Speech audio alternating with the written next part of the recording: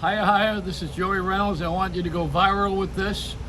We are human beings, and the first thing we do when we get caught with something or when we are shamed is that we blame someone else. And that's what they're doing right now with this press conference that's going on with Texas and the NRA and the shooting of the kids. You know, first of all, the police were not brave. They didn't stay on the game. They waited for the reinforcement to come. And isn't it curious how the police force is not as well equipped as this 18-year-old who had military equipment?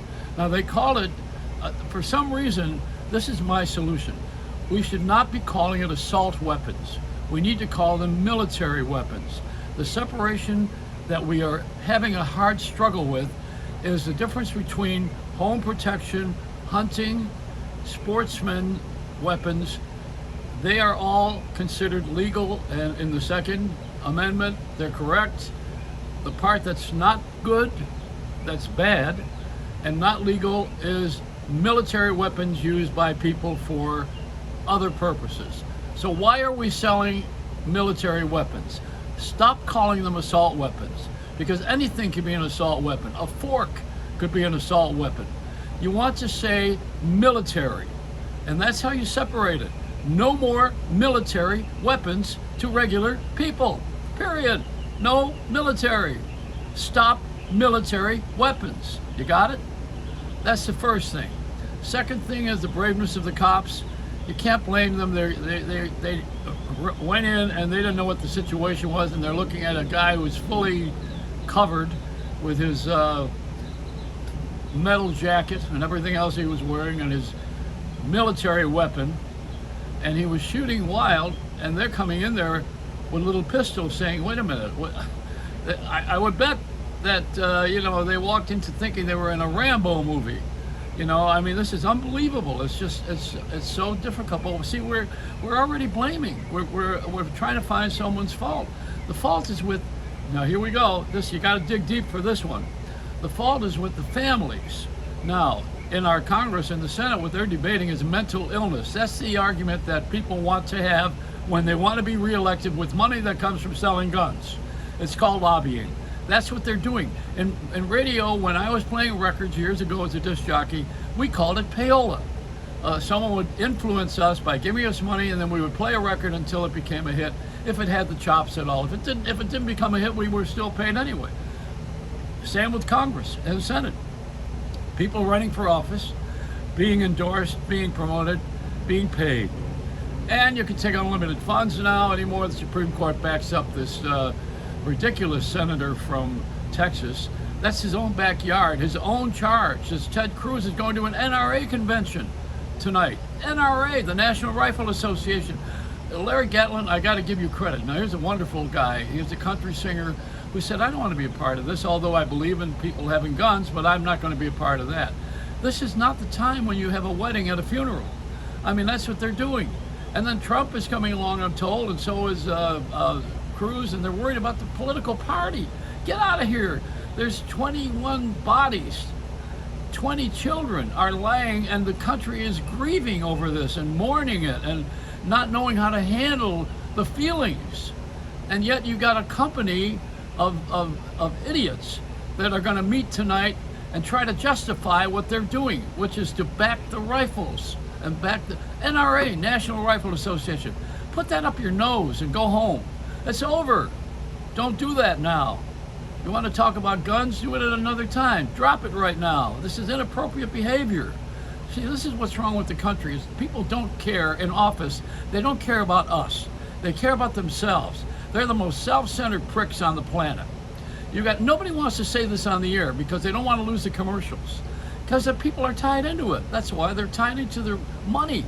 People worship money more than they do their own families. I mean, I don't worship anybody except God. But I'm telling you something, this is unbelievable.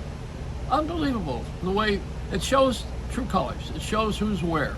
Now you know how to vote, because now you see where everybody's at. And I'm not talking about the party, I'm talking about the people. Now you see where people are. When you see where they're at, if you can line up with people owning military weapons, you're a fool. You are a bona fide fool. Whether you're a company, a gun company, the I was going to say National Restaurant Association, be a lot safer. The National Rifle Association, the NRA, I think that's what it was called. How about this? How about everybody just give it a day, and let us sit and grieve the death of these innocent children. They're angels, and they got killed by a maniac. Yes. Mental health, what does it come from? Well, the family. Why? Divorce, alcohol, drug abuse, a childhood like that, and no one monitoring him, and no programs to help to rescue him ostensibly.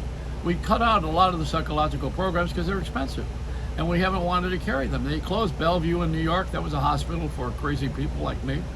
But you know, they do not have the sense in families now that we had when we had morality. We were practicing it by going to church, going to synagogue.